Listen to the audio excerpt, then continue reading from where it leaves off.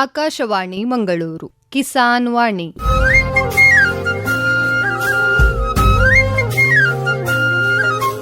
ಕಿಸಾನ್ ವಾಣಿ, ಕಿಸಾನ್ ವಾಣಿ, ಜೈ ಕಿಸಾನ್, ಜೈ ಕಿಸಾನ್, ಜೈ ಕಿಸಾನ್, ಕಿಸಾನ್ ವಾಣಿ.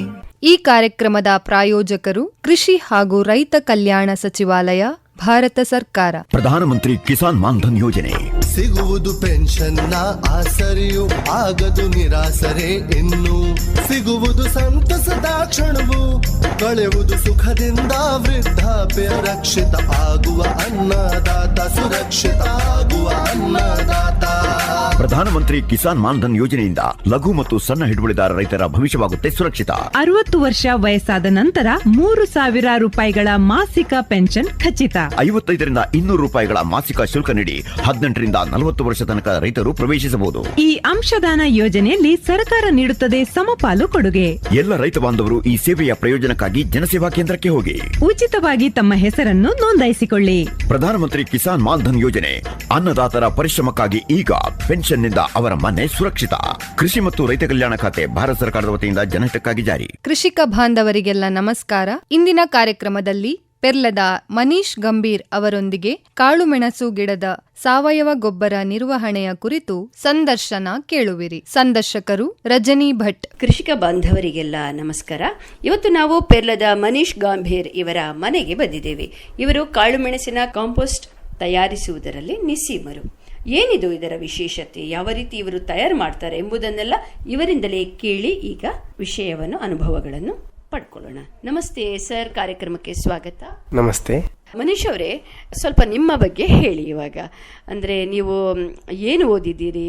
ಅಂದರೆ ಒಬ್ಬ ಯುವ ಕೃಷಿಕರಾಗಿದ್ದುಕೊಂಡು, ಸಾಮಾನ್ಯವಾಗಿ ಇವತ್ತು ಯುವಕರು ಒಂದು ನಗರಗಳಲ್ಲಿ ಕೆಲಸ ಮಾಡೋದು ಅಂತ ಹೇಳುವ ಒಂದು ಯುವಕರನ್ನೆಲ್ಲ ನಾವು ಹಾಗೆ ಕಾಣ್ಬೋದು. ಹಳ್ಳಿಯಿಂದ ಎಲ್ಲರೂ ಪೇಟೆಗೆ ಹೋಗಲಿಕ್ಕೆ ಇಷ್ಟಪಡ್ತಾರೆ.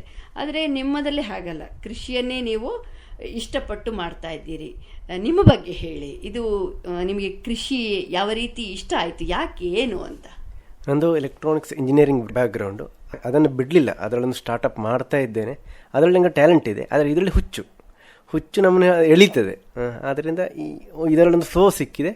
ಈ ಮೊದಲಿಂದಲೇ ಹವ್ಯಾಸವಾಗಿ ಮಾಡ್ತಾ ಇದ್ದೆ. ನಾನು ಒಂದು 7-8 ವರ್ಷದಿಂದ ಮುಂದೆ ಡೀಪಾಗಿ ಥಿಂಕ್ ಮಾಡ್ತಾ ಇದ್ದೆ. ಹವ್ಯಾಸವನ್ನೇ ಕ್ಲಾರಿಟಿ ಮೇಲೆ ಮಾಡ್ತಾ ಇದ್ದೆ. ಹಾಗೆ ಇದು ಅರಶಿನ ಮಾಡ್ತಾಯಿದ್ದೆ, ಶುಂಠಿ ಮಾಡ್ತಿದ್ದೆ, ನಂತರ ತರಕಾರಿ ಎಲ್ಲ ಮಾಡ್ತಾಯಿದ್ದೆ, ಫ್ರೂಟ್ಸ್ ಮಾಡ್ತಾಯಿದ್ದೆ.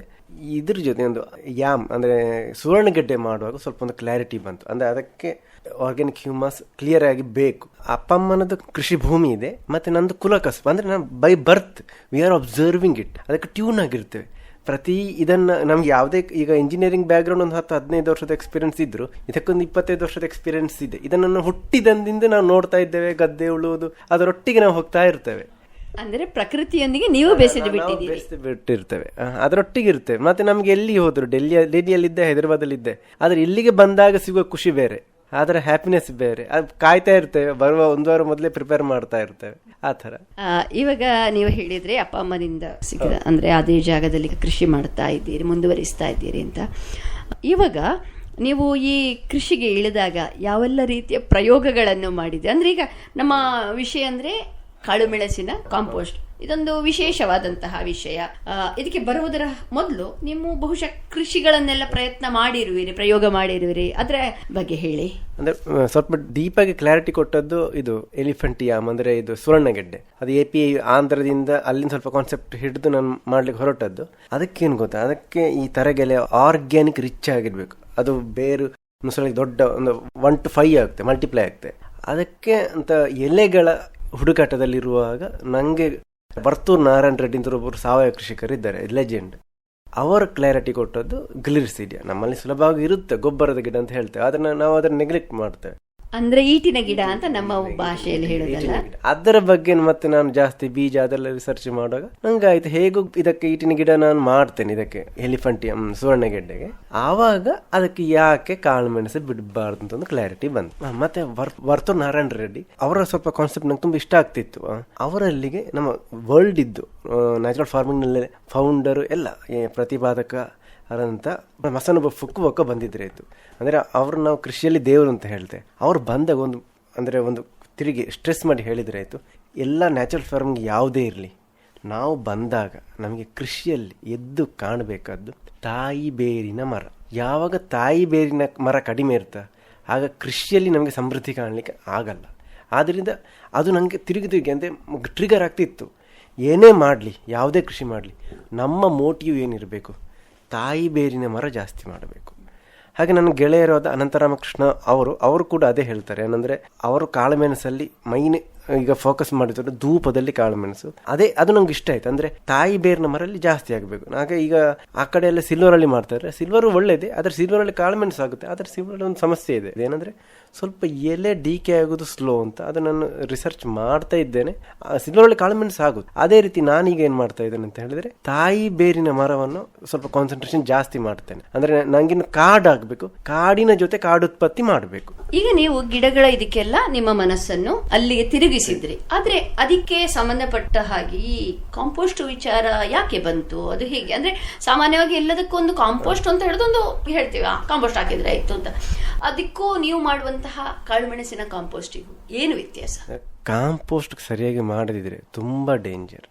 ಕಾಂಪೋಸ್ಟ್ ಕರೆಕ್ಟ್ ನೀವು ಕರೆಕ್ಟಾದ ಸಾವಯವ ಕಾಂಪೋಸ್ಟ್ ಹಾಕದಿದ್ರೆ ಅದಕ್ಕಿಂತ ವಾಟರ್ ಸೊಲ್ಯುಬಲ್ ಕೆಮಿಕಲ್ ಫರ್ಟಿಲೈಸರೇ ಸೂಕ್ತ. ಅದನ್ನು ಕರೆಕ್ಟ್ ಪ್ರಮಾಣದಲ್ಲಿರುತ್ತೆ. ಅಂದರೆ 2 ಗ್ರಾಮ್ ಆ ಥರ ಒಂದು ಕರೆಕ್ಟ್ ಡೋಸೇಜ್ ಹಾಕಿದರೆ ಅದರಲ್ಲಿ ಅಷ್ಟು ಎಫೆಕ್ಟ್ ಆಗೋಲ್ಲ. ಆದರೆ ಸಾವಯವ ಕಾಂಪೋಸ್ಟು ಸರಿಯಾದ ರೀತಿಯಲ್ಲಿ ಮಾಡದಿದ್ದರೆ ಅದರಷ್ಟು ಹಾಳು ಇನ್ನೊಂದಿಲ್ಲ. ಅದನ್ನು ಮಾಡುವ ರೀತಿಯಲ್ಲಿ ಮಾಡಬೇಕು. ಇನ್ನೊಂದು ಹೇಳ್ತೇನೆ, ಇನ್ನು ಕರೆಕ್ಟಾಗಿ ಕಾಂಪೋಸ್ಟ್ ಬಗ್ಗೆ ಕಾನ್ಸೆಪ್ಟ್ ವೈಸ್ ಬರ್ತೇನೆ. ಈಗ ಸಸ್ಯ ಪೋಷಕಾಂಶವನ್ನು ಹೀರಬೇಕಾದ್ರೆ ಅಲ್ಲಿ ಅದು ವಾಟರ್ ಸೊಲ್ಯುಬಲ್ ಫಾರ್ಮಲ್ಲಿ ಇರಬೇಕು. ನಂತರ ಸಾವಯವ ಇಂಗಾಲ ಅಂತ ಹೇಳ್ತೇವೆ, ಅದು ಮಣ್ಣಲ್ಲಿ ಯಥೇಚ್ಛವಾಗಿರಬೇಕು. ಸಾವಯವ ಇಂಗಾಲ ಅಂದರೆ ಆರ್ಗ್ಯಾನಿಕ್ ಹ್ಯೂಮಸ್. ಅದನ್ನು ಯಾವ ರೀತಿಯಲ್ಲಿ ರಿಚ್ ಮಾಡೋದು, ಅಂದರೆ ಯಥೇಚ್ಛವಾಗಿ ಮಾಡೋದು, ಅಂದರೆ ಅದಕ್ಕೆ ನಮ್ಮಲ್ಲಿ ಇರುವಂತಹ ಟೂಲ್ ಕಂಪೋಸ್ಟ್. ಕಾಡಲ್ಲಿ ಸ್ವಲ್ಪ ಸ್ವಲ್ಪ ಎಲೆ, ಹಸಿರೆಲೆ, ಒಣ ಅದೆಲ್ಲ ಬಿದ್ದು ಅದು ಸೆಟ್ ಆಗುತ್ತೆ. ನಮ್ಮ ಕೃಷಿಯಲ್ಲಿ ಹಾಗಲ್ಲ. ಕಂಪೋಸ್ಟ್ ಕೊಡುವುದರ ಮೂಲಕ ಅಂದರೆ ಸಣ್ಣ ಸಮಯದಲ್ಲಿ, ಅಂದರೆ ಸ್ವಲ್ಪ ಕಡಿಮೆ ಸಮಯದಲ್ಲಿ ಭೂಮಿಯಲ್ಲಿರುವ ಆರ್ಗ್ಯಾನಿಕ್ ಹ್ಯೂಮಸನ್ನು ಜಾಸ್ತಿ ಮಾಡ್ಬೋದು. ಆ ಕಂಪೋಸ್ಟ್ ಯಾವ ರೀತಿ ಇರಬೇಕು? ಆರ್ಗ್ಯಾನಿಕ್ ಹ್ಯೂಮಸ್ ಮಣ್ಣಿದ್ದು ನಾವು 2ರ ಕೆಳಗೆ ಬಂದರೆ ಯಾವ ಕೃಷಿ ಸರ್ಕಸು ನಡೆಯುವುದಿಲ್ಲ. 2ರ ಮೇಲೆ ಹೊರಟ ನಂತರ ಕೃಷಿ. ನಂತರ ಎಲ್ಲಿ ತನಕ ಕಂಪೋಸ್ಟ್ ಹಾಕಬೇಕು ಅಂದರೆ CN ratio, carbon to nitrogen ratio ಒಳ್ಳೆ ಸೆಟ್ಟಾದ ಕಂಪೋಸ್ಟ್ ಹಾಕಬೇಕು. ಎಲ್ಲಿ ತನಕ ಹಾಕಬೇಕಂತ ಹೇಳಿದರೆ ಮಣ್ಣಿಂದು ಆರ್ಗ್ಯಾನಿಕ್ ಹ್ಯೂಮಸ್ ಅಂದರೆ ಸಾವಯವ ಇಂಗಾಲ 5ರ ಮೇಲೆ ಕ್ರಾಸ್ ಆದ ನಂತರ ಕಂಪೋಸ್ಟ್ ಹಾಕುವ ಅವಶ್ಯಕತೆ ಇಲ್ಲ. ನಂತರ ನಾವು ಜೀವಾಮೃತದಲ್ಲೇ ಕೃಷಿಯನ್ನು ಸೆಟ್ ಮಾಡ್ಬೋದು. ಅಲ್ಲಿ ತನಕ ಕಂಪೋಸ್ಟ್ ಹಾಕಲೇಬೇಕು. ಕೆಲವೊಬ್ರು ಹೇಳ್ತಾರೆ ಬರೀ ಜೀವಾಮೃತದಲ್ಲಿ ಎಲ್ಲ ನಡೆಯುತ್ತೆ. ನಡೆಯಲ್ಲ. ಜೀವಾಮೃತ ನಡೆಯುವುದು ಹೇಗೆ? ನಮ್ಮ ಮಣ್ಣಿನ ಆರ್ಗ್ಯಾನಿಕ್ ಹ್ಯೂಮಸ್ 5ರ ಮೇಲೆ ಕ್ರಾಸ್ ಆದರೆ ಜೀವಾಮೃತದಲ್ಲಿ ನಡೆಯುತ್ತೆ. ಆವಾಗ ನೈಸರ್ಗಿಕ ಕೃಷಿ ಸುಲಭದಲ್ಲಿ ಆಗುತ್ತೆ. ಅಲ್ಲಿ ತನಕ ನಾವು ಸರ್ಕಸ್ ಮಾಡಬೇಕು. ಅಂದ್ರೆ ಈಗ 5ರಿಂದ ಹೆಚ್ಚಾಗಬೇಕು ಅಂತ. ಈ 5ರನ್ನು ಭರಿಸುವುದು ಹೇಗೆ? ಅದು ನಮ್ಮ ಕಂಪೋಸ್ಟ್ನ ಮೂಲಕ. ಅಂದ್ರೆ ಅದು ಎಂತ ವ್ಯತ್ಯಾಸ? ಈಗ ಸಾಮಾನ್ಯ ಮಾಡುವ ಕಾಂಪೋಸ್ಟ್ ನೀವು ಮಾಡುವಂತ ಅದಕ್ಕೆ ಏನು ವ್ಯತ್ಯಾಸ? ಮಾಡುವ ಕಂಪೋಸ್ಟ್ ಅಂತ ಹೇಳಿ, ಇದು ಕಂಪೋಸ್ಟ್ ನಾನೀಗ ರಿಸರ್ಚ್ ಮಾಡ್ತಾ ಇದ್ದೇನೆ. ಒಂದು ಕೇರಳದ ಕಾಯರ್ ಬೋರ್ಡ್ನವರು ಮಾಡಿದಂತ ಕಾಯರ್ ಪಿತ್ ಕಂಪೋಸ್ಟ್. ಅದಕ್ಕೆ ಅಂದ್ರೆ ಅದು ಸ್ವಲ್ಪ ಹೈಬ್ರಿಡ್ ತರ, ಅಂದ್ರೆ ಸ್ವಲ್ಪ ಕೆಮಿಕಲ್ ಹಾಕ್ತಾರೆ, ಆದ್ರೂ ಒಂಥರ ಸೈಂಟಿಫಿಕ್ ಕಂಪೋಸ್ಟ್. ಇನ್ನೊಂದು ಸ್ವಲ್ಪ ಕಷ್ಟ ನಾಡೆಪ್ ಕಂಪೋಸ್ಟ್, ಮಹಾರಾಷ್ಟ್ರೀಯ ಮೆಥಡ್. ಮಹಾರಾಷ್ಟ್ರದ ನಾರಾಯಣ ಪಾಂಡೆ ಅಂತ ಅವರು ಇದು ಮಾಡಿದಂತ ನಾಡೆಪ್ ಅಂತ. ಆ ನಾಡೆಪ್ ಅಂದ್ರೆ ನಾಡೆಪ್ ಕಾಕ, ಅಂದ್ರೆ ಅವರು ನಾರಾಯಣ ಪಾಂಡೆ ಅವನು ನಾಡೆಪ್ ಕಾಕ ಅಂತ ಹೇಳೋದು. ಮಹಾರಾಷ್ಟ್ರದ ಕೃಷಿಕ ಅವರು ಮಾಡಿದಂಥ ಕಂಪೋಸ್ಟ್. ಅದಂದ್ರೆ ಏನು ಗೊತ್ತಾ? ಇಲ್ಲದ್ರೆ ಕಂಪೋಸ್ಟ್ ಅಲ್ಲಿ 2 ರೀತಿ ಇದೆ, ಎರೋಬಿಕ್ ಮತ್ತು ಅನೋರೋಬಿಕ್. ಗಾಳಿ ಆಡುವ ಮತ್ತು ಗಾಳಿ ಆಡದ. ಇವರು ಗಾಳಿ ಆಡುವ ರೀತಿ ಮಾಡಿದ್ದು. ಅದಕ್ಕೆ ಗಾಳಿ ಆಡುವ ರೀತಿ ಇದು ತಿಂಗಳಿಗೊಮ್ಮೆ ಕೊಟ್ಟು ಹಾಕಿ, ಅಂದರೆ ಅದನ್ನು ತಿರುಗಿಸಿ ಮಿಕ್ಸ್ ಮಾಡಬೇಕು. ಅದು ತುಂಬ ಕಷ್ಟದ ಕೆಲಸ. ಅದಕ್ಕೆ ಇವರು ಲೇಯರ್ ಬೈ ಲೇಯರ್ ಮಾಡಿದ್ದು. ನಂತರ ಮಾಡುವಾಗ ಅದಕ್ಕೆ ಸರೌಂಡಿಂಗ್ ಗೋಡೆಯನ್ನು ಎಡೆಗೆ ಗ್ಯಾಪ್ ಕೊಡ್ತಾರೆ, ಗಾಳಿಯ ಗ್ಯಾಪ್ ಕೊಡ್ತಾರೆ, ಗಾಳಿ ಆಡ್ಲಿಕ್ಕೆ ಗ್ಯಾಪ್. ಬೇಕಾದ್ರೆ ನೀವು ಎಡೆಗೊಂದು PVC ಪೈಪನ್ನು ತುರುಗಿಸಿ ತೂತು ಹಾಕಿ ಬಿಡ್ಬೋದು, ಅಂದರೆ ಗಾಳಿ ಹೋಗ್ತಾ ಇರುವಾಗ ಮಾಡ್ಬೋದು. ಇದನ್ನು ಹಾಕುವುದು ಹೇಗೆಂದರೆ, ನಾಡೆಪ್ಪಲ್ಲಿ 27 kg ಒಣ ಡ್ರೈ ಮ್ಯಾಟರ್ ಯಾವುದು ಆಗುತ್ತೆ, ನಿಮ್ಮದು ಅಡಿಕೆ ಸಿಪ್ಪೆ ಲೆಗ್ನಿನ್ ಇರುವಂಥದ್ದು ಇಲ್ಲದ್ದು ಯಾವುದು ಆಗುತ್ತೆ, ಡ್ರೈ ಮ್ಯಾಟರ್ ಹಾಕಬೇಕು. ಅದಕ್ಕೆ 18 kg ಹಸಿ ಬೆಸ್ಟ್ ನಾವು ಪ್ರಿಫರ್ ಮಾಡೋದು, ಅಂದರೆ ನಾವು ಆಯ್ಕೆ ಮಾಡುವಂಥದ್ದು. ಅಂದ್ರೆ ಅದು ನೈಟ್ರೋಜನ್ ಫಿಕ್ಸೇಷನ್ ಮಾಡುವಂತ, ಸಾರಜನಕ ಸ್ಥಿರೀಕರಣ ಮಾಡುವಂತ ಹಸಿ ಇದ್ರೆ ಒಳ್ಳೇದು. ಇಲ್ಲದ್ರೆ ಆಗುತ್ತೆ, ಆದ್ರೆ ಇದ್ರೆ ಒಳ್ಳೇದು ಅಂತ. ನಂತರ 5 kg ಯಾವ್ದಾದ್ರು ನೈಟ್ರೋಜನ್ ಸೋರ್ಸ್, ಅಂದ್ರೆ ಸಾರಜನಕದ ಮೂಲ. ನಾವು ನೈಟ್ರೋಜನ್ ಸೋರ್ಸ್ ಪ್ರಿಫರ್ ಮಾಡೋದು ಸೆಗಣಿ, ಕೋಳಿ ಗೊಬ್ಬರ ಅಥವಾ ಬೇರೆ ಯಾವುದು ಮೂಲವೂ ಆಗ್ತದೆ, ಅಂದ್ರೆ ಪ್ರಾಣಿಗಳ ಮಲ. ನಂತರ 50 kg ಅದು ಮಣ್ಣು, ಅಂದ್ರೆ ಪೋಷಕಾಂಶ ಕೆಮಿಕಲ್ ಇಲ್ಲದ ಮಣ್ಣು ಅದು ಬಫರ್ ಆಗಿ ಯೂಸ್, ಅಂದರೆ ಸ್ಲೋ. ಮಣ್ಣು ಹಾಕಿದರೆ ಕಂಪೋಸ್ಟ್ ಪ್ರೊಸೆಸ್ ಸ್ಲೋ ಆಗುತ್ತೆ, ಆದರೆ ಸ್ವಲ್ಪ ಪವರ್ಫುಲ್ ಆಗುತ್ತೆ. 35 ದಿವಸ ಆಗೋದು 90 ದಿವಸ ಆಗುತ್ತೆ, ಆದರೆ ಕಂಪೋಸ್ಟ್ ಪವರ್ಫುಲ್ ಆಗುತ್ತೆ. ತಿರುಗಿ ಅದಕ್ಕೆ ಬೇರೆ ಇದನ್ನು ಹಾಕೋದು ಬೇಡ. ಈ ಥರ ಮಾಡಿ ಬೇಕಾದ್ರೆ ಒಂದು ಲೇಯರ್ಗೆ ರಾಕ್ ಫಾಸ್ಫೇಟ್ ಹಾಕಿ ನಂತರ ಅದು ಒಂದು ಲೇಯರ್ ಅಂತ 30 ಲೇಯರ್ ಹಾಕ್ಬೋದು. ಕಡಿಮೆ ಹಾಕ್ಬೋದು, 30 ಲೇಯರ್ಗಿಂತ ಮೇಲೆ ಬೇಡ. ಇದು ಏರೋಬಿಕ್ ಇದು. ಈ ಥರ ಕಂಪೋಸ್ಟ್ ಮಾಡಿ ನೀರು ಹಾಕ್ತಾ ಇರಬೇಕು. ಅದು ಹೇಳಿದೆ ನಾ 5 kg ಸೆಗಣಿ ನೀರು ಹಾಕಿ ಹಾಕಬೇಕು. ಬೇಕಾದ್ರೆ ಎಡಗಡೆಗೆ ಜೀವಾಮೃತವು ನಾವು ಕೊಡ್ಬೋದು, ಆಗ ಅದು ಪವರ್ಫುಲ್ ಆಗುತ್ತೆ. ಇದು ಸಾಧಾರಣ 45ರಿಂದ 90 ದಿವಸ ಕಂಪೋಸ್ಟ್ ಸೆಟ್ ಆಗುತ್ತೆ. ಮಣ್ಣು ಜಾಸ್ತಿ ಆಗಿದ್ರೆ ಸ್ವಲ್ಪ ಕಂಪೋಸ್ಟ್ ಸ್ಲೋ ಆಗುತ್ತೆ, ಅದು ಬಫರ್ ಆದ್ದರಿಂದ. ನೀವು 2 ಸಹ ಮಾಡ್ತೀರಾ, ಏರೋಬಿಕ್ ಮತ್ತೆ ಅನಾರೋಬಿಕ್? ಇಲ್ಲ, ಇದು ಈ ತರದ್ದು ಮಾತ್ರ, ಗಾಳಿ ಆಡುವ ರೀತಿಯದ್ದು ಮಾತ್ರ, ಅನಾರೋಬಿಕ್ ಮಾಡಲ್ಲ. ನೀವು ಈಗ ಹೇಳಿದ ಅದೇ ರೀತಿಯಲ್ಲಿ ಮಾಡ್ತೀರಾ? ಇನ್ನೊಂದು ರೀತಿ ಸದ್ಯಕ್ಕಂದ್ರೆ ಸ್ವಲ್ಪ ಫಾಸ್ಟ್ ಆಗಬೇಕಾದ್ರೆ ಈಗ ಈ ನರ್ಸರಿ ಪ್ರಿಪರೇಷನ್ಗೆ ಸ್ವಲ್ಪ ನಾರಿನಂಶ ಜಾಸ್ತಿ ಬೇಕು. ಆಗ ನಾವು ಸ್ವಲ್ಪ ನಮಗೆ ಕಡಿಮೆ ಖರ್ಚು, ಅಂದ್ರೆ ಇದು ಸ್ವಲ್ಪ ಖರ್ಚು ಜಾಸ್ತಿ. ನಾಡೆ ನಿಮ್ಗೆ ಸ್ವಂತ ಕೃಷಿ ಇದ್ರೆ ಪವರ್ಫುಲ್ ಆಗುತ್ತೆ. ಅಂದ್ರೆ ಈ ಸ್ವಲ್ಪ ಒಂದು ಚಿಕ್ಕ ಹಸಿರೆಲೆ ಗೊಬ್ಬರಕ್ಕೆ ತೋಟ ಇರಬೇಕು. ಯಾವ್ದು ಈಗ ನಾನು ಹೇಳಿದ ಗ್ಲಿರಿಸಿಡಿ ಇದೆಲ್ಲ. ಇದಕ್ಕೆ ಇನ್ನೊಂದು ಕೇರಳ ಕಾಯರ್ ಬೋರ್ಡಿನವರದ್ದು ಕಾಯರ್ ಪಿತ್ ಕಂಪೋಸ್ಟ್ ಅಥವಾ ನಮ್ಮ IHR ಬೆಂಗಳೂರು ಅವರು ಕೂಡ ಮಾಡಿದ್ದಾರೆ. ಅದೇನಂತಂದ್ರೆ ನೀವು ಒಂದು ಬೆಡ್ ಲಿಗ್ನಿನ್ ಇರುವಂತ, ಲಿಗ್ನಿನ್ ಡಿಗ್ರೇಡ್ ಆಗದ. ಈ ಲಿಗ್ನಿನ್ ಅಂದ್ರೆ ಒಂದು ನಾರಿನಂಶ.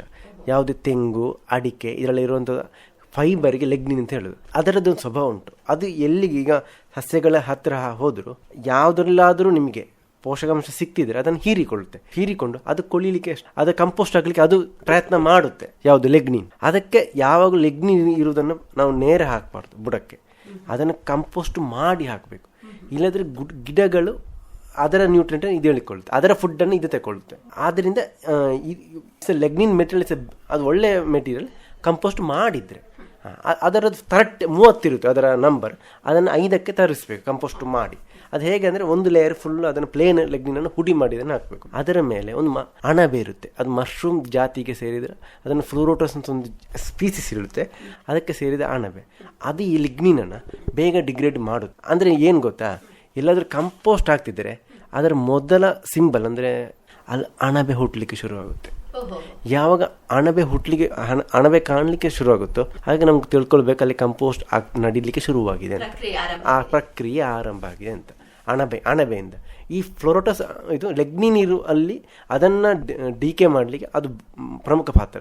ಯಾವುದು ಫ್ಲೋರೋಟಸ್ ಮಶ್ರೂಮ್, ಅದರ ಎಕ್ಸ್ಟ್ರಾಕ್ಟ್ IHRನವರು ಕೊಡ್ತಾರೆ, ಆ ಥರ ಅದು ಕೊಡ್ತಾರೆ. ಅಥವಾ ಅದರದ್ದು ಬೀಜ ಕೊಡ್ತಾರೆ. ಯಾರು CPCR, ನಾನು ತಗೊಂಡು CPCR, ಇಲ್ಲಾಂದರೆ ಕೇರಳ ಅಗ್ರಿಕಲ್ಚರ್ ಯೂನಿವರ್ಸಿಟಿ, ಅಲ್ಲಿಂದನೂ ನಾನು ತಗೊಳ್ತೇನೆ. ಅದನ್ನು ಹರಡಬೇಕು ಫಸ್ಟ್ ಲೇಯರ್. ನಂತರ ಅದಕ್ಕೆ ಅಂದರೆ ತೇವಾಂಶ ಇರಬೇಕು.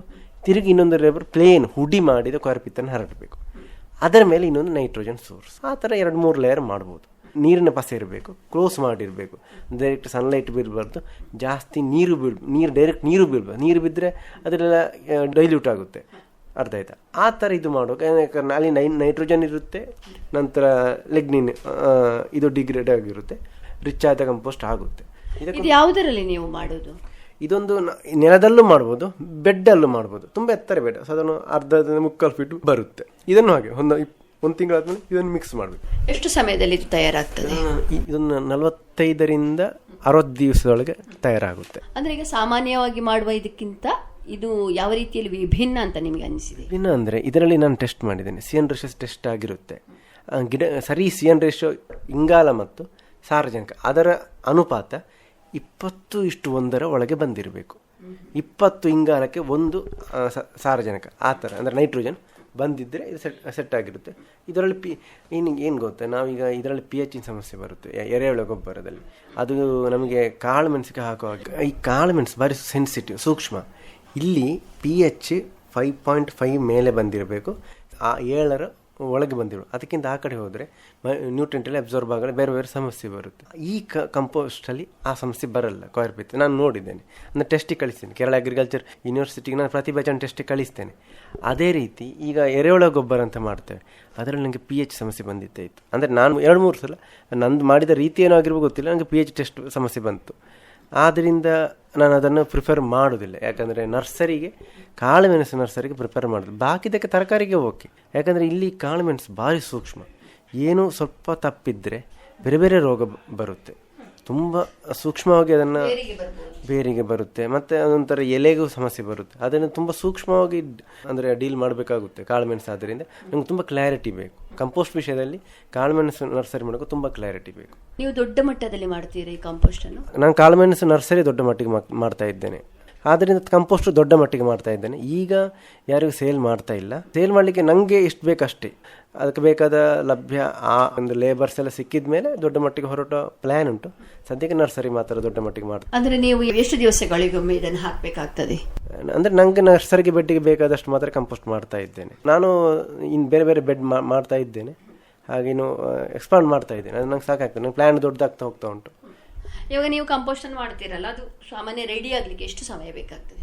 ನಂಗೊಂದು 60 ಉಂಟು. ನಾನೊಂದು 70-80 ದಿವಸ ಇಡುತ್ತೇನೆ ಮಿನಿಮಮ್. 60 ಅವರು ಹೇಳೋದು, 80 ದಿವಸ ಇಡು. ನಂದು ಇನ್ನೊಂದು 10 ಬೆಡ್ ಮೇಲೆ ಇದೆ. ಟನ್ ಗಟ್ಟಲೆ ಮಾಡ್ತಾ ಇದ್ದೇನೆ, ಒಂದು 30-40 ಟನ್ನು ಆ ಥರ. ಇದಕ್ಕೆ ಸೇರಿಸುವುದು ಇಷ್ಟು ಮಾತ್ರವಾ ಅಥವಾ ಬೇರೆ ಇನ್ನೇನಾದ್ರೂ ಸೇರಿಸ್ತೀರಾ? ಇನ್ನೊಂದು ಮೆಥಡ್ ಇದೆ, ಫಿಶ್ ಅಮೈನೋ ಆಸಿಡ್ ಅಂತ. ಅದು ನನಗೆ ಅಂದ್ರೆ ನಾನು CPCR ಜೊತೆ ಕನೆಕ್ಟ್ ಆಗಿದ್ದೆ ಒಂದು 2-3 ವರ್ಷದಿಂದ. ಹೋಗ್ತಾ ಹೋಗ್ತಾ ಅಲ್ಲೆಲ್ಲ ಈಗ ನರ್ಸರಿ ಮಾಡುವ ಮೊದಲು ತುಂಬ ನನಗೆ ಬೆಂಜಮಿನ್ ಸರ್ ಆಗಲಿ ಎಲ್ಲರೂ ಬಾರಿ ಹೆಲ್ಪ್ ಮಾಡಿ, ಸೈಂಟಿಸ್ಟ್ ಅವರು ತುಂಬ ಹೆಲ್ಪ್ ಮಾಡಿದ್ದಾರೆ. ಅಂದರೆ ಫಿಶ್ ಅಮೈನೋ ಆಸಿಡ್ ಅಂದರೆ 10 kg ಮೀನು ತಗೊಂಡ್ರೆ ಅಷ್ಟೇ ಪ್ರಮಾಣದ ಬೆಲ್ಲ ಹಾಕಬೇಕು. ಬೆಲ್ಲ ಹಾಕಿ ಆ ಮೀನು ಎಷ್ಟೇ ಎಲುಬು ಏನಿರಲಿ ಅದು ಕಂಪ್ಲೀಟ್ ಲಿಕ್ವಿಡ್ ಆಗುತ್ತೆ. ಇಡೀ ಮೀನೆಯ ಅಲ್ಲಿ ವೇಸ್ಟ್ ಮೀನು ಸಿಗುತ್ತಲ್ಲ ಬಂದರ್ಗಳು, ಅದನ್ನು ಹಾಕಬೇಕು. ಅದು ಕಂಪ್ಲೀಟ್ ಲಿಕ್ವಿಡ್ ಆಗುತ್ತೆ. ಆ ಕಂಪ್ಲೀಟ್ ಲಿಕ್ವಿಡನ್ನು ಲೀಟ್ರಿಗೆ 2 ಗ್ರಾಮ್ ಥರ ನಿಮ್ಮ ತರಕಾರಿ ಇದಕ್ಕೆಲ್ಲ ಸ್ಪ್ರೇ ಮಾಡಿದರೆ ಇದು ಬೂಸ್ಟ್ ಆಗಿ ಕೆಲಸ ಮಾಡುತ್ತೆ, ಒಳ್ಳೆಯ ರೀತಿಯಲ್ಲಿ ಹೋಗುತ್ತೆ. ಅದು ಒಂದು ಪ್ರೋಟೀನ್ ಸೋರ್ಸ್. ನಮ್ಮ ಶರೀರಕ್ಕೂ ಪ್ರೋಟೀನ್ ಬೇಕು, ಸಸ್ಯಗಳಿಗೂ ಪ್ರೋಟೀನ್, ನೈಟ್ರೋಜನ್ ಬೇಕು. ಇಡೀ ಸಸ್ಯಕ್ಕೆ ಸ್ಪ್ರೇ ಮಾಡಬೇಕಾ? ಇಡೀ ಗಿಡಗಳಿಗೆ ಸ್ಪ್ರೇ ಮಾಡಬೇಕು. ಮತ್ತೊಂದು ಕೆಲವೊಬ್ರು ಹೇಳ್ತಾರೆ ಈ ಜೀವಾಮೃತ ನಂದು ಭಾರಿ ಅಂದರೆ ನಂಗೊಂದು ಬೂಸ್ಟ್ ಇದ್ದ ಹಾಗೆ. ಜೀವಾಮೃತದಲ್ಲಿ ಎಲ್ಲ ಇರಲ್ಲ. ಎಲ್ಲರೂ ನಾವು ಕಾಳು ಮೆಣಸು ಕೃಷಿಗೆ ಹೊರಡುವಾಗ ನಮ್ಮನ್ನು ಹೆದರಿಸುವುದೇ ವೈರಸ್ ಅಂತ. ವೈರಸ್ ಅಲ್ಲ, ನಾವು ಮಣ್ಣನ್ನು ಅರಿತಿರಬೇಕು. ಮಣ್ಣನ್ನು ಅರಿತಿರುವುದಂದರೆ ಆರ್ಗ್ಯಾನಿಕ್ ಹ್ಯೂಮಸ್ ಯಥೇಚ್ಛವಾಗಿರಬೇಕು. ಅದಕ್ಕೆ ಬೇಕಾದ ಕೆಲಸ ಮಾಡಬೇಕು. ಈಗ ಯಾವುದೇ ಕಾಳುಮೆಣಸು ಕೃಷಿ ಮಾಡುವ ಮೊದಲು ನೇರ ಹೋಗಿ ನಾಟಿ ಮಾಡೋದಲ್ಲ, ಆರ್ಗ್ಯಾನಿಕ್ ಹ್ಯೂಮಸನ್ನು 2 ಮೇಲೆ ಕ್ರಾಸ್ ಮಾಡಬೇಕು. ಹೇಗೆ ಕ್ರಾಸ್ ಮಾಡೋದು? ಹಸಿರುಲೆ ಗೊಬ್ಬರ ಅಂತ ಒಂದು ಕಾನ್ಸೆಪ್ಟ್ ಇದೆ. ಇದು ನಾನು ಯಾಕೆ ಹೇಳೋದಂದರೆ, ಈಗ ನನ್ನಿಂದ ತುಂಬ ಜನ ಗಿಡ ತಗೊಂಡು ಹೋಗ್ತಾರೆ. ಸುಮ್ಮನೆ ಇದ್ದ ಮಣ್ಣನ್ನು ಎತ್ತರ ಮಾಡಿ ಗಿಡ ನೆಡೋದು ಅದಲ್ಲ. ಯಾವುದೇ ಒಂದು ಗಿಡ ನೆಡುವುದಕ್ಕಿಂತ ಮೊದಲು 6 ತಿಂಗಳ ಮೊದಲು ಭೂಮಿ ತಯಾರಿ ಮಾಡಬೇಕು. ಯಾರೂ ಮಾಡಲ್ಲ. ನಾನಿನ್ನೊಂದು ನನ್ನದೇ ಒಂದು ವೆಬ್ಸೈಟ್ ಎಲ್ಲ ಮಾಡ್ತಾ ಇದ್ದೇನೆ. ಅದರಲ್ಲಿ ನಾನು ಕ್ಲಿಯರಾಗಿ ಹೇಳ್ತೇನೆ, ಕೃಷಿ ಮಾಡೋದಂದರೆ ಅದಕ್ಕಿಂತ ಮೊದಲು ಭೂಮಿ ತಯಾರಿ ಮಾಡಬೇಕು. ಆರ್ಗ್ಯಾನಿಕ್ ಹ್ಯೂಮಸ್ 2ರ ಒಳಗಿದ್ದರೆ ಕೃಷಿಯನ್ನು ಕೆಮಿಕಲ್ ಫ್ಯಾಕ್ಟ್ರಿ ಮಾಡಬೇಕು. ಎಷ್ಟು ಸರ್ಕಸ್ ಮಾಡಿದರೂ ಕೃಷಿ ಸುಲಭ ಇಲ್ಲ. ಕೃಷಿಯನ್ನು ಅರಿಯದಿದ್ದರೆ, ಕೃಷಿಯ ಕಾನ್ಸೆಪ್ಟ್ ಅಂದರೆ ಈಗೊಬ್ಬರು MBBS ಹುಡುಗ ಸರ್ಜನ್ ಆಗ್ತಾನೆ. ಸರ್ಜನ್ ಆಗಬೇಕಿದ್ರೆ 7-8 ವರ್ಷ 4 ವರ್ಷ ನಾರ್ಮಲ್ MBBS ತುಂಬ ವರ್ಷ ಥಿಯರಿ ಕಲ್ತಿರ್ತಾನೆ. ಕೃಷಿ ಆಗಲ್ಲ, ಸೀದಾ ಬಂದು ಆಪರೇಷನ್ ಮಾಡುವವರು. ಸಮಸ್ಯೆ ಅದಿಲ್ಲಿ. ಕೃಷಿಗೂ ಒಂದು ಥಿಯರಿ ಇದೆ. ಆ ಥಿಯರಿನ ನಾವು ಆದಷ್ಟು ಕಲಿಬೇಕು, ಆವಾಗ ಸಮಸ್ಯೆ ಇಲ್ಲ. ಈಗ ಕಾಳುಮೆಣಸು ಕೃಷಿಯು ನಾವು ಈಗ ಅಂದರೆ ರೋಗ ಬರುತ್ತೆ ಅಂತ ನಾವು ಹೇಳ್ತೇವೆ. ಯಾಕೆ ರೋಗ ಅಂತ ನಾವು ಸ್ಟಡಿ ಮಾಡಲ್ಲ, ಬಸಿಗಾಲುವೆ ಮಾಡಲ್ಲ. ಇಲ್ಲಿ 5 ನಿಮಿಷ ನೀರು ನಿಲ್ಬಾರ್ದು. ಕಾಳುಮೆಣಸಿಗೆ ನೀರು ನಿಲ್ಬಾರ್ದು, ಬಸಿದು ಹೋಗಬೇಕು. ಒಂದು ಬಸಿಗಾಲುವೆ ಬೇಕು, ನಂತರ ಬೆಡ್ ರೈಸ್ ಅಂದರೆ ಎತ್ತರ ಮಾಡಿ, ನಂತರ ಅದಕ್ಕೆ ಮಣ್ಣನ್ನು ಆರ್ಗ್ಯಾನಿಕ್ ಹ್ಯೂಮಸ್ ಸೆಟ್ ಮಾಡೋದು. ಹೇಗೆ ಸೆಟ್ ಮಾಡೋದು? ಈಗ ನಾನು ಕೃಷಿಗೆ ಇಳಿದಾಗ ರೈತ ಸಂಪರ್ಕ ಕೇಂದ್ರ ಪ್ರತಿ ತಾಲೂಕಿಗೊಂದು ಆಗಿದೆ. ಅಲ್ಲಿ ಬೇಕಾದಷ್ಟು ಡೈಂಚ ಬರುತ್ತೆ, ಅಪ್ಸೆಣು ಬರುತ್ತೆ. ಅಪ್ಸೆಣು ಸಣ್ಣೆಂಪು, ಬೇರೆ ಹಸುರೆಲೆ ಗೊಬ್ಬರ ಬರುತ್ತೆ, ರಾಶಿಗಟ್ಟಲೆ ಇದೆ. ಯಾರೂ ತೆಗೆದುಕೊಳ್ಳುವುದಿಲ್ಲ. ಅದನ್ನು ತಗೊಳ್ಬೇಕು. ಅದಕ್ಕೆ 80 ರೂಪಾಯಿ, ಇದಕ್ಕೆ 30 ರೂಪಾಯಿ ಸಬ್ಸಿಡಿ ಕೊಡಬೇಕು ಅಂತಲೇ ಇಲ್ಲ, ಆದರೂ ಕೊಡುತ್ತಾರೆ, ಆದರೂ ತಗೊಳ್ಳೋದಿಲ್ಲ. ಅದನ್ನೆಲ್ಲ ತಗೊಂಡು ಅದನ್ನು ಸ್ವಲ್ಪ ಅಂದರೆ ಫಸ್ಟ್ ಟೈಮ್ ಹಾಕುವಾಗ ನೀವು ಏನು ಹಾಕಬೇಕು ಅಂತ ಹೇಳಿದರೆ, ಸ್ವಲ್ಪ ನೈಟ್ರೋಜನ್ ಸೋರ್ಸ್ ಬೇಕು. ಕೋಳಿ ಗೊಬ್ಬರ ಡೈರೆಕ್ಟ್ ಒಳ್ಳೆದು. ಇದಕ್ಕೆ ಕೋಳಿ ಗೊಬ್ಬರ ಹಾಕಿ, ಕೋಳಿ ಗೊಬ್ಬರ ಮಣ್ಣಿಗೆ ಮಿಕ್ಸ್ ಮಾಡಿ ಇದನ್ನು ಹಾಕಿಬಿಡಿ. ಆಗ ಇದು ಮೇಲೆ ಬರುತ್ತೆ. ಒಂದು 50 ದಿವಸದಲ್ಲಿ ಇದನ್ನು ಕಡ್ದು ತಿರುಗಿ ಮಣ್ಣಿಗೆ ಸೇರಿಸಿ. ಆಗ ಆರ್ಗ್ಯಾನಿಕ್ ಹ್ಯೂಮಸ್ ಸೆಟ್ ಆಗುತ್ತೆ. ನೆಕ್ಸ್ಟ್ 2ನೇ ಸಲಕ್ಕೆ ಏನು ಬೇಡ, ಕೋಳಿ ಗೊಬ್ಬರ ಏನು ಬೇಡ. ಇದರಲ್ಲಿ ಸತ್ವ ಬಂದಿರುತ್ತೆ, ಸಣ್ಣೆಂಪು ಆ ಥರ ಹಾಕಿ. ಅಂದರೆ ನಾವು ಮಣ್ಣನ್ನು ಫಲಭರಿತವಾಗಿ ಮಾಡೋದು. ಅಂದರೆ ಕಾಡು ಕೃಷಿಗೆ ಯೋಗವಾದ ರೀತಿಯಲ್ಲಿ ಸೆಟ್ ಮಾಡು. ಆ ಥರ ಮಾಡಿ ಒಂದು 2ರ ಮೇಲೆ ಕ್ರಾಸ್ ಆದರೆ, ಅದು ಈ ಥರ ಎಲ್ಲ ಮಾಡಿದರೆ 3 ಹತ್ತಿರ ಬಂದರೆ ನಂತರ ಕಾಳು ಮೆಣಸು ಕೃಷಿ ಹೆದರಿಕೆ ಇಲ್ಲ. ನೀರು ನಿಲ್ಬಾರ್ದು. ಕಾಳು ಮೆಣಸು ಅಂತಲ್ಲ, ಯಾವ ಕೃಷಿಯಲ್ಲೂ ನೀರು ನಿಲ್ಬಾರ್ದು. ಅಡಿಕೆ ಸಾಯಲ್ಲ, ಕಾಳು ಮೆಣಸು ಸಾಯುತ್ತೆ. ಅದು ನಮ್ಗೆ ಗೊತ್ತಾಗುತ್ತೆ. ಅಡಿಕೆಯಲ್ಲೂ ನೀರು ನಿಂತರೆ ಫಸಲು ಕಡಿಮೆ. ಕಾಳು ಮೆಣಸಲ್ಲಿ ಏನಾಗುತ್ತೆ ಗೊತ್ತಾ? ನೀರು ನಿಂತರೆ ಅದರಲ್ಲಿ ಬೇರು ಸೆಲ್ ವಾಲ್ ಇಲ್ಲ, ಬೇರಿಗೆ ಸೆಲ್ ವಾಲ್ ಇಲ್ಲ, ಸ್ವಲ್ಪ ಒಂದು 5 ನಿಮಿಷ ನೀರು ನಿಂತರೂ ಕಾಳುಮೆಣಸು ಸಾಯುತ್ತೆ. ಆದ್ದರಿಂದ ನಮ್ಗೆ ಕಾಳುಮೆಣಸು ಕೃಷಿ ಮಾಡ್ಲಿಕ್ಕೆ ಹೆದರಿ. ಅದು ಅಡಿಕೆಯಲ್ಲಿ ಫಸಲು ಕಡಿಮೆ, ಆದರೆ ಇದೆಲ್ಲ ನಾವು ನೋಡ್ಕೊಳ್ಬೇಕು. ಇದೆಲ್ಲ ಮಾಡಿದ್ರೆ ನಮಗೆ ಕೃಷಿ ಸುಲಭ ಆಗುತ್ತೆ. ಈ ಎಲ್ಲ ಕಾನ್ಸೆಪ್ಟ್ ಕಲ್ತಿರ್ಬೇಕು. ಅಂದ್ರೆ ನೀವು ಇದನ್ನೆಲ್ಲ ಮೊದಲು ಕಲ್ತು ಆ ನಂತರ ಅದಕ್ಕೆ ಬೇಕಾದಂತಹ ಪೂರಕವಾದಂತಹ ಕಾಂಪೋಸ್ಟ್ ಅನ್ನು ತಯಾರು ಮಾಡಿದ್ದೀರಿ. ಹೌದು ಆ ಥರ. ಇನ್ನು ಅದೇ ನಾನು ತಿರುಗಿ ಹೇಳ್ತೇನೆ, ಕೃಷಿಗೆ ಇಳಿಯುವಾಗ ಭೂಮಿ ತಯಾರಿ ಅಂತ ಮಾಡಿ. ಅದು ಮಾಡೋದಿಲ್ಲ, ಯಾಕಂದರೆ ಎಸ್ಪೆಷಲಿ ಕಾಳುಮೆಣಸು ತುಂಬ ಸೆನ್ಸಿಟಿವ್. ಭೂಮಿ ತಯಾರಿ ಮಾಡದಿದ್ದರೆ ನಿಮಗೆ ಕೃಷಿಯಲ್ಲಿ ಯಶಸ್ಸು ಸುಲಭ ಇಲ್ಲ, ತುಂಬ ಕಷ್ಟ ಇದೆ. ಅಂದರೆ ತುಂಬ ಕೆಮಿಕಲ್ ಆಗುತ್ತೆ. ಕೆಮಿಕಲ್ ಫ್ಯಾಕ್ಟ್ರಿ ನಮ್ಮ ಜೊತೆ ಇರಬೇಕಾಗುತ್ತೆ. ಕಾಳುಮೆಣಸು ನಮಗೀಗ ಅಂದರೆ ಕಾಳುಮೆಣಸು ಕೃಷಿಯಲ್ಲಿ ಲಾಭ ಇದೆ. ಯಾಕಂದರೆ ಮಾಡೋ ರೀತಿ ಮಾಡಲಿಕ್ಕೆ ಆದರೆ ನಮಗೆ ಸ್ಟೋರ್ ಮಾಡ್ಬೋದು. ಇದನ್ನು 10 ವರ್ಷ ತೆಗೆದಿರ್ಲಿಕ್ಕೂ ಆಗುತ್ತೆ, 5 ವರ್ಷಕ್ಕೊಮ್ಮೆ ರೇಟ್ ಬರುತ್ತೆ. ಆದರೆ ಇದರ ಸ್ಕಿಲ್ ಗೊತ್ತಿರಬೇಕು, ಸ್ಟೋರ್ ಮಾಡುವ ಸ್ಕಿಲ್ ಆಗಿರಲಿ. ಯಾಕಂದರೆ ಕೆಮಿಕಲ್ ಇಲ್ಲದೆ ಸ್ಟೋರ್ ಮಾಡೋದು ಇದು ಮಾತ್ರ ನನಗೆ ತಿಳಿದ ಮಟ್ಟಿಗೆ. ಅದು 10 ವರ್ಷ. ಈಗ ಅಡಿಕೆಗೂ 3 ವರ್ಷ ಅದಕ್ಕೆ ಕೆಮಿಕಲ್ ಎಲ್ಲ ಹಾಕಬೇಕಾಗುತ್ತೆ, ಅಷ್ಟು ಸುಲಭ ಇಲ್ಲ. 3 ವರ್ಷಕ್ಕಿಂತ ಜಾಸ್ತಿ ಕಷ್ಟ. ಕಾಳುಮೆಣಸು ಆಗಲ್ಲ, 10 ವರ್ಷ ಕೆಮಿಕಲ್ ಇಲ್ಲದೆ ಸ್ಟೋರ್ ಮಾಡೋದು. ಆದ್ದರಿಂದ ಕೃಷಿ ಮಾಡೋ ರೀತಿ ಕಲಿಬೇಕು. ಏನು ಈಗ ಎಲ್ಲ ಸೈಂಟಿಸ್ಟ್ಗಳಿದ್ದಾರೆ, ಅದರಿಂದ ಇದೇನು ದೊಡ್ಡ ಕಷ್ಟದ ಮನಸ್ಸಲ್ಲ. ಈಗ ಏನು ಬೇಕು, ಎಲ್ರಿಗೂ ಈಗ ಕಾಳುಮೆಣಸು ರೇಟ್ ಜಾಸ್ತಿ ಆಗಿದೆ, ಈ ವರ್ಷವೇ ಕಾಳುಮೆಣಸು ನೆಡಬೇಕು, ಅದು ಬೇಡ. ಈ ವರ್ಷ ನಾವು ಮಣ್ಣು ತಯಾರಿ ಮಾಡು, ಸೆಟ್ ಮಾಡು, ಅದೆಲ್ಲ ಆರ್ಗ್ಯಾನಿಕ್ ಒಮ್ಮೆ ಟೆಸ್ಟ್ ಮಾಡು, ನಂತರ ನೆಟ್ಟರೆ ಸಾಕು. ಆ ಥರ. ಕೇಳಿದ್ರಲ್ಲ ರೈತ ಮಿತ್ರರೇ, ಯುವಕನ ಯಶೋಗಾಥೆ. ಅಂದರೆ ಯಾವುದೇ ಒಂದು ಕೃಷಿಯನ್ನು ಆರಂಭಿಸುವ ಮೊದಲು ಭೂಮಿ ತಯಾರಿ ಮಾಡಬೇಕು, ಅದರ ನಂತರ ಅದರ ರೀತಿಗಳನ್ನು ತಿಳಿದು ಯಾವುದೇ ಕೃಷಿಗೆ ಇಳಿಬೇಕು ಅಂತ ಅವರು ಹೇಳ್ತಾ ಇದ್ದಾರೆ. ಅಂದರೆ ಕಾಳುಮೆಣಸಿನ ಕೃಷಿ ಉತ್ತಮ ಆದಾಯ ತರುವಂತಹದ್ದು, ಆದರೆ ಅದರಿಂದ ಮೊದಲು ಅದೇ ರೀತಿ ಸೂಕ್ಷ್ಮವಾದಂತಹದ್ದು. ಅದರ ಮೊದಲು ಇಷ್ಟೆಲ್ಲ ತಯಾರಿಗಳನ್ನು ಮಾಡಿ ಮುಂದುವರಿಬೇಕು ಅಂತ ಅವರು ಹೇಳ್ತಾ ಇದ್ದಾರೆ. ಅದು ಮಾತ್ರ ಅಲ್ಲ, ಬಹಳಷ್ಟು ಕೃಷಿಗಳನ್ನು ಮಾಡಿದ ನಂತರ ಅವರು ಕಾಳುಮೆಣಸಿನ ಕ್ಷೇತ್ರ ಕೇಳಿದ್ರು. ಅದು ಮಾತ್ರವಲ್ಲದೆ ಅದಕ್ಕೆ ಬೇಕಾದಂತಹ ಗೊಬ್ಬರಕ್ಕೂ ಸಹ ಅವರು ಬಹಳಷ್ಟು ಅಧ್ಯಯನ ಮಾಡಿ ಅವರದೇ ಆದಂತಹ ಒಂದು ಕಾಂಪೋಸ್ಟನ್ನು ತಯಾರು ಮಾಡಿ ಅವರ ಗಿಡಗಳಿಗೆ ಹಾಕಿ ಅವರು ಬಹಳಷ್ಟು ದೊಡ್ಡ ಮಟ್ಟಿಗೆ ಬೆಳೆಸ್ತಾ ಇದ್ದಾರೆ. ಸರಿ, ಇವಾಗ ಒಂದು ಯುವ ಕೃಷಿಕರಿಗೆ ನೀವು ಏನು ಹೇಳ್ತೀರಿ? ಒಮ್ಮೆ ಹೇಳಿದ್ದೇನೆ, ಅಂದರೆ ಕೃಷಿಗೆ ಇಳಿಯೋದಕ್ಕಿಂತ ಮೊದಲು ಆ ಕಾನ್ಸೆಪ್ಟನ್ನು ಅರ್ಥ ಮಾಡಿ. ಸುಮ್ಮನೆ ಅಂದರೆ ಅದಕ್ಕೆ ತಪ್ಪು ಗೈಡ್ ಮಾಡುವವರು ಯಾರಿದ್ದರು, ಅದು ಯಾವ ರೀತಿ ನಮಗೆ ಅರ್ಥ ಆಗಬೇಕು, ಯಾವುದು ಸರಿ ಯಾವುದು ತಪ್ಪು ತಿಳ್ಕೊಳ್ಳುವ ಬೇಸಿಕ್ ಕೋರ್ ನಾಲೆಜ್ ನಮ್ಮಲ್ಲಿ ಇರಬೇಕು. ಸ್ವಲ್ಪ ಅಧ್ಯಯನ ಮಾಡಬೇಕು. ಈಗ ಇಂಜಿನಿಯರ್ ನಮ್ಮದು ಏನು ಪೇಟೆ ಅಂದರೆ ಯಾವುದಕ್ಕೆ ದೂರದ ಸಿಟಿಯಲ್ಲಿ ಕೆಲಸಕ್ಕೆ ಇಳಿತೇವೆ, ಅಲ್ಲಿ ಸ್ಟ್ರೆಸ್ ಆಗಿರ್ತೇವೆ, ಹಾಗಂತ ಸೀದಾ ಕೃಷಿಕ ಆ ಥರ ಅಲ್ಲ. ಇಲ್ಲಿ ಬೇಕಾದ ತಯಾರಿ ಮಾಡಿಕೊಳ್ಳಿ. ನಾನೊಂದು 7-8 ವರ್ಷ ತಯಾರಿ ಮಾಡಿದೆ, ನಂತರ ನನಗೆ ಆಯಿತು, ಇನ್ನೂ ಕ್ಲಾರಿಟಿ ಬಂತು, ಇನ್ನು ಇಳಿತೇನೆ, ನಂತರ ಇಳಿದೆ, ನೇರ ಎಳಿಲಿಲ್ಲ. ಅದು ಯಾವ ಫೀಲ್ಡು ಹಾಗೆ, ಪ್ರತಿ ಫೀಲ್ಡಲ್ಲೂ ಸ್ಟ್ರೆಸ್ ಇರುತ್ತೆ. ಇವನು ನಿಮಗೆ ತಯಾರಿ ಮಾಡದಿದ್ದರೆ ಇಲ್ಲೂ ಸ್ಟ್ರೆಸ್ ಇದೆ. ಅದಕ್ಕೆ ಬೇಕಾದ ಕ್ಲಾರಿಟಿ ನಿಮ್ಮಲ್ಲಿ ಬೇಕು. ಅದು ಒಮ್ಮೆಲೆ ಬರಲ್ಲ, ಹಾರ್ಡ್ ವರ್ಕ್ ಮಾಡಬೇಕು. ಬೇಕಾದ ಈಗ ಪರ್ಸನ್ಸ್ ರಿಸೋರ್ಸ್ ವ್ಯಕ್ತಿಗಳಿದ್ದರೆ ಅವ್ರನ್ನೆಲ್ಲ ಕನ್ಸಲ್ಟ್ ಮಾಡಬಹುದು. ಯುವ ಕೃಷಿಕರಾದಂತಹ ಮನೀಶ್ ಗಂಭೀರ್ ಅವರು ತಮ್ಮ ಪ್ರಯೋಗಗಳ ಮೂಲಕ, ಅಧ್ಯಯನದ ಮೂಲಕ ಇಳಿದಂತಹ ಕೃಷಿ ಈಗ ಯಶಸ್ಸು ಕಾಣ್ತಾ ಇದೆ. ಸರ್, ಯಾರಿಗಾದರೂ ನಿಮ್ಮನ್ನು ಸಂಪರ್ಕಿಸಬೇಕು, ನಿಮ್ಮಲ್ಲಿ ಮಾತಾಡಬೇಕು, ಮಾಹಿತಿಗಳನ್ನು ಪಡಿಬೇಕು ಅಂತಿದ್ರೆ ನಿಮ್ಮ ನಂಬರನ್ನು ಕೊಡ್ಬೋದಾ? ನನ್ನ ವಾಟ್ಸಪ್ ನಂಬರ್, ನನಗೆ ವಾಟ್ಸಪ್ ಮಾಡಿದರೆ ರಿಪ್ಲೈ ಮಾಡ್ತೇನೆ. 8281830646 82 81 83 06 46. ನಿಮ್ಮ ಈಗ ಗಿಡಗಳನ್ನು ಇವೆಲ್ಲ ನೋಡ್ತಾ ಇದ್ದೇವೆ, ಬಹಳಷ್ಟು ದೊಡ್ಡ ಮಟ್ಟಿಗೆ ಮಾಡಿದ್ದೀರಿ.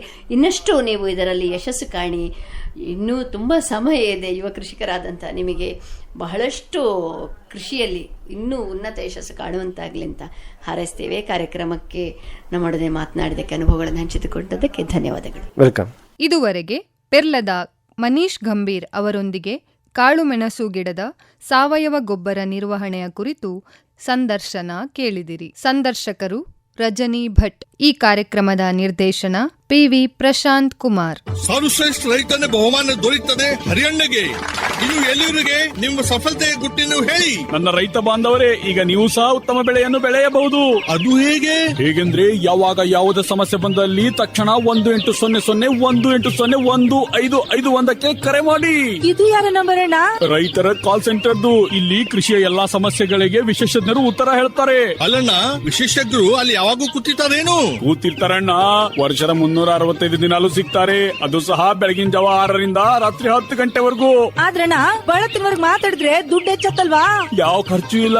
ಮೊಬೈಲ್ ಅಥವಾ ಬೇರೆ ಫೋನ್ ನಿಂದ ರೈತರ ಕಾಲ್ ಸೆಂಟರ್ಗೆ ಉಚಿತವಾಗಿ ಕರೆ ಮಾಡಿ ಸಲಹೆಗೂ ದುಡ್ಡಿಲ್ಲ. ನಿಜವಾಗ್ಲೂ. ರೈತ ಬಾಂಧವರಿಗೆ ಕೃಷಿಯ ಸಮಸ್ಯೆಗಳಿಗಾಗಿ ನಿಮ್ಮ ಭಾಷೆಯಲ್ಲಿ ತಕ್ಷಣವೇ ಪರಿಹಾರವನ್ನು ಪಡೆಯಲು ಭಾರತಾದ್ಯಂತ ಯಾವುದೇ ಫೋನ್ ನಿಂದ ರಾಷ್ಟ್ರೀಯ ಹೆಲ್ಪ್ ಲೈನ್ ನಂಬರ್ 1800-11800-1551 ಉಚಿತವಾಗಿ ಕರೆ ಮಾಡಿ. ರೈತರ ಗೆಳೆಯ ರೈತರ ಕಾಲ್ ಸೆಂಟರ್. ಈ ಕಾರ್ಯಕ್ರಮದ ಪ್ರಾಯೋಜಕರು ಕೃಷಿ ಹಾಗೂ ರೈತ ಕಲ್ಯಾಣ ಸಚಿವಾಲಯ, ಭಾರತ ಸರ್ಕಾರ. ಇದು ಇಂದಿನ ಕಿಸಾನ್ ವಾಣಿ. ಮುಂದಿನ ಕಾರ್ಯಕ್ರಮದಲ್ಲಿ ಮತ್ತೆ ಭೇಟಿಯಾಗೋಣ. ನಮಸ್ಕಾರ.